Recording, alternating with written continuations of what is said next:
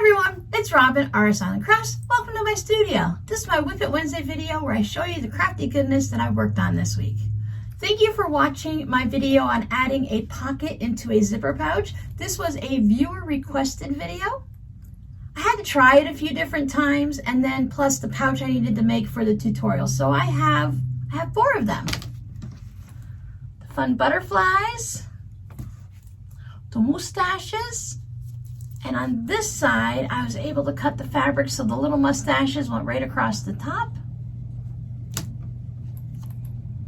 Some green doggy fabric, and this cheater quilt. It was a process. This one actually is a good pouch. It has the pocket just right where I want it. This is when I figured everything out and it got it into the right spot. This one, I tried making the pouch that would go all the way across. So it's got this really long pocket in it and it's into the seams. But the problem with that is besides it bulking up in the seams, it added this weird bulk right in here. It has like these ripples, so that didn't work. The mustaches is the one, or the mustaches, of course, is the one that I did on the video. And the purple butterflies, I put a purple pocket in there that you can barely see. And the purple butterfly one is the one that I made to figure it out so that I can go ahead and make this one, and I knew exactly which one that it would work. So now I have these 4 pouches. I don't know, they might go in the shop, they might not. I might save them or use them for something else. And just to give you an idea of trials and tribulations, I also have this one that ended up being a fail because when I went to trim it, I think I had the pouch that went all the way to the bottom and everything. And when I went to trim it, I trimmed some of the pouch off to get rid of the bulk in it. And that ended up being the fact that when I turned it right sides out, the pocket was no longer sewn to the bottom. This isn't coming out all the way, but I had high hopes for this fabric because it had these really cute little umbrellas in the blues and the pinks. I even have my tag in there and everything, so the zipper. So I'll have to take this apart and see what I can do to salvage it at all and maybe turn it into just a plain coin pouch so that I can still have a useful pouch and not waste a zipper and the fabric and all that.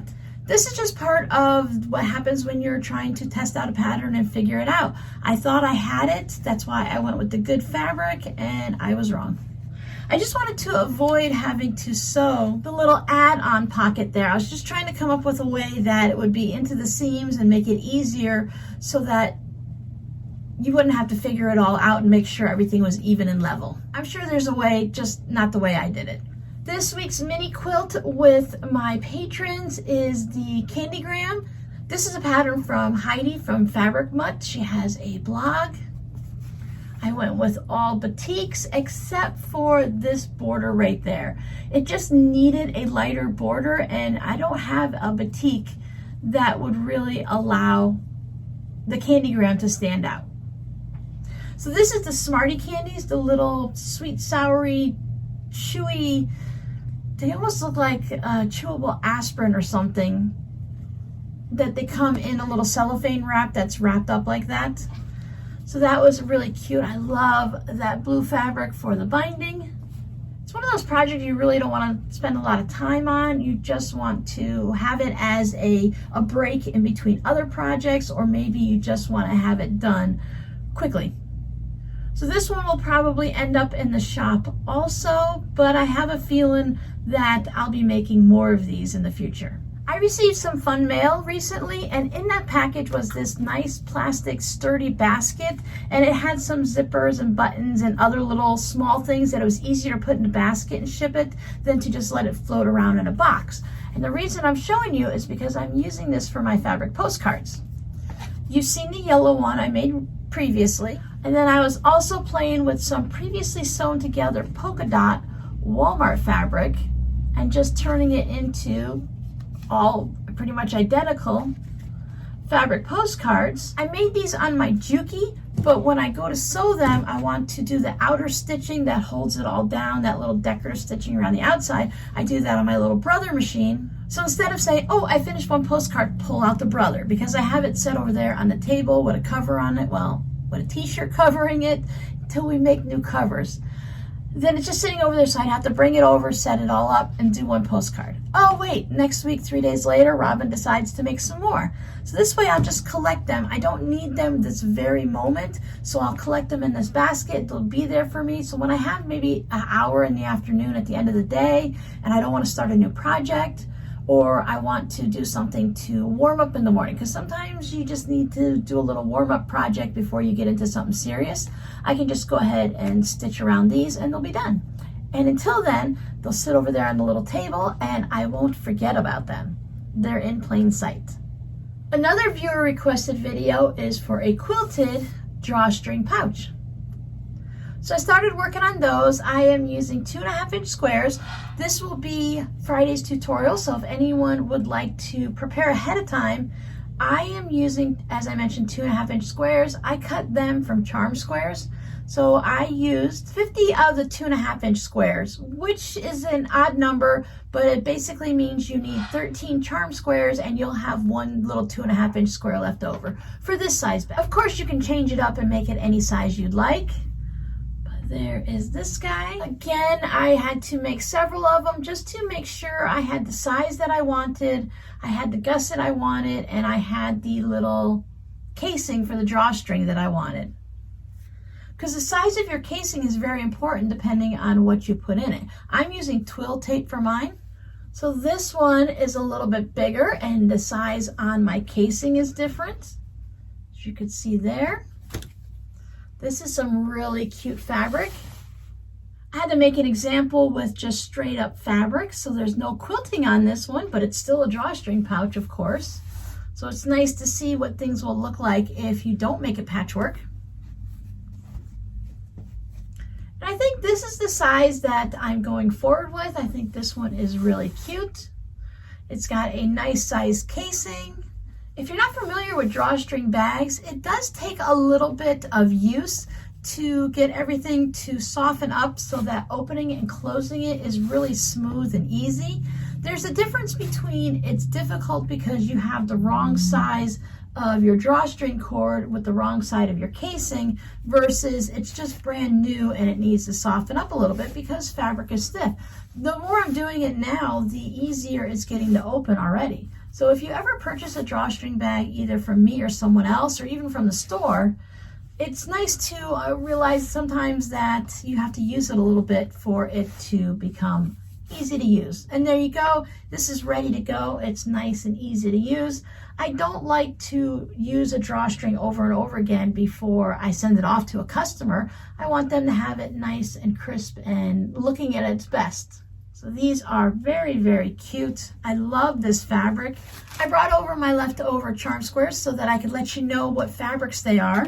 This one and its matching little cousin there is Riley Blake Owl and Company because it has a whole bunch of owls on it. So those are really cute. I love some of the blocks with the big owls in it and the way it just happened to cut perfectly. I'm sorry, I don't know what this one is, but it looks like it's got owls and some birds on it. This was sent as yardage and not as a charm of, obviously it's not charm squares or anything like that. This is another fun Riley Blake one. Riley Blake puts out a lot of fun fabrics. This one's Colorfully Creative by Crayola. And I saved some of the charm squares out of it for a different project because I really didn't want to cut this up. How cute is that? And the colors are so pretty. So it also has owls in it because owls are really popular all the time. I don't think owls really go out of fancy. So there's one of the, what I call a traditional looking owl. You see that a lot in the appliques. And then it has scissors and paint palettes and stuff like that. I also have this one from K Facet. I can't wait to work on this one. I'm like, do I want to make it into a drawstring pouch or do I want to save the big squares? But since you're only using 13 out of 42, it's going to leave you more. So I think this is going to make a really beautiful little drawstring patchwork pouch. I also pulled out another pack for a future one. I'm just in the mood to make them this week, so I'm just going to keep making them. I apologize, you're not going to see it this Friday because this Friday is the live stream. This is going to be Friday the 26th tutorial. On the live stream, we're going to make a quilt block. This one is Shades of the Season by Hello, My Name Is. Oh, Robert Kaufman from the Hello, My Name Is series. But this has sunflowers. So it mostly has the different colors that go with the sunflower. I had hoped that it would have one big sunflower right in the center, but they're all kind of cut up a little bit, and then it has these great leaves. And I was thinking with this one, I wanted to play with it a little bit and not cut this up, but I don't know. Since it doesn't have an actual sunflower dead center, it might not need to be kept as a full 5-inch square. So I will play with this one a little bit and see what I come up with that. These are a little bit small to be making them with just a 5-inch square, because they're about 10 to 10.5 inches square, and you're only going to get 4 charms then. That's no fun. And since we know I can't just stop with a couple, I will also find some fun fabrics to do plain solid ones like this. Again, you have to wait for that drawstring to stretch out a little bit. Your cording or your ribbon or whatever will kind of fold over a little bit. If you're using fabric cut from your regular quilting cotton fabric to make drawstrings, that definitely needs some time to, it kind of loosens up and curls around itself. I only mention it because I've heard several people in the past, while looking at drawstring pouches for knitting projects and stuff, complaining because it's so tight and they have a hard time using it until they realize the more you use it, the softer it gets and easier it opens.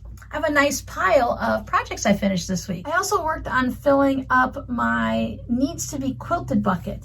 I've decided this little red basket for now, just because it was sitting on the table and it was empty, I'm going to put in the projects that I'm working on, like mini quilts and sewing machine mats and stuff like that, that need to be quilted so I can spend some time quilting it. I have a few things that you may have already seen, but from our last live stream, I went ahead and I put all of the blocks together from the lozenge block, using that really fun fabric. If you were with me on the live stream, you may notice that there isn't any of that really pretty orange or any of the blue fabrics in here. Other than this stone colored, I went with a lot of the darker tones that would fit into this mat. And because I didn't need all of the squares for a sewing machine mat, I saved all of these for a different project. So I saved all of the blues, and I have the purples and the really, really pretty colors. And I thought these would be nice to put together in a different project. There is some darker ones in there, but I think those are going to balance well with everything else. So I'm going to have something else for these. I haven't counted them up to see if I can make another little mat or a smaller little mini quilt or something out of them. But I have this all set up. I have the batting in it. It's all safety pin basted. I chose this fabric for the back. It was a little hard to find something that would go with it, but I thought this argyle looking pattern worked really well. It's kind of a grunge fabric. It has this darker smears that go through it. I'm leaning towards free motion quilting that, but when it gets underneath my machine, I may change my mind and make another plan for it. I know what I'm going to do with these. This one is a tote bag. So I have both panels all pin basted with their backing fabric ready to go. Same thing for the smaller tote bag. This one gets some purple. I really like that diagonal straight line, matchstick, micro straight line, whatever stitching on that. I like the way it makes the bag feel. I like the look of it diagonal versus straight up and down or horizontal. So I'll probably stick with that. And I know, I'm pretty sure I showed you this mat. This will be another sewing machine mat. It's just waiting to be stitched, and it has a pretty purple with stars, little bright white stars and circles on it. So this little red basket gives me plenty of quilting time. Each piece in this basket will probably take me at least an hour to quilt it, especially the ones for the tote bags with all that straight line quilting. I know each of them takes about an hour to an hour and a half, depending on the size and how many color changes I do. If I stick with one color thread, then it takes about an hour or less. If I change them all out, then it takes time to change out the threads and the bobbins. The free motion quilting, we'll see how it does. I haven't free motion quilted very much lately, so that's going to need to have a little bit of practice on it. Thank you so much for the sweet comments about my plumbing abilities from last week's video. This week's, I was a little bit late making my video this morning, but only by an hour or two, and the only reason for that, always a good reason, is I wanted to quilt and finish putting together this little drawstring bag to show you. If I didn't mention it, all of these will be going into the shop.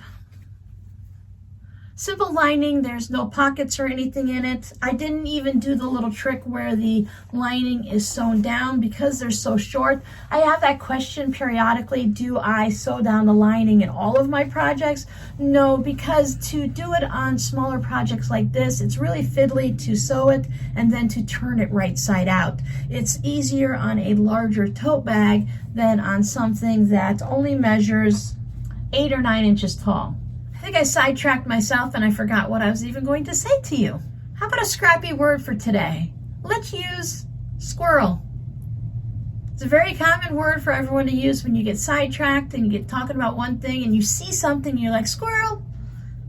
I'm not a huge fan of squirrels, mostly because when I'm out and about at a park or something, the squirrels and the ducks always chase me. I don't know why. I've told you guys this several times. They chase me. They don't chase my daughter when we're together, but they chase me. So I must have some evil squirrel duck look to me or something, and they want to attack me. I do think they're really pretty animals, the big fluffy tail and the flying squirrels. I think they're quite amazing, but I'm not a fan. But I do like to get sidetracked. Squirrel, that doesn't bother me too much. I can always bring myself back. We've had back to school here. I know some of you guys have had your kids and grandkids go back to school. I hope everyone has been transitioning well to being in their new school, their new classroom. But for many of you, you have to wait until after Labor Day to send your kids back. So you still have that last bit of summer that I hope you're enjoying as a family. For those of you that need rain, I hope it rains for you soon. For those of you that have had enough rain, I hope the sun comes out and dries up all the rain and the itsy bitsy spider went up the spout again.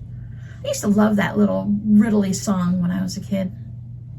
All right, since I am going into the wacky part of my personality now, I'll say goodbye. I hope you're able to sew something fun and creative, and I'll see you guys next time. Bye.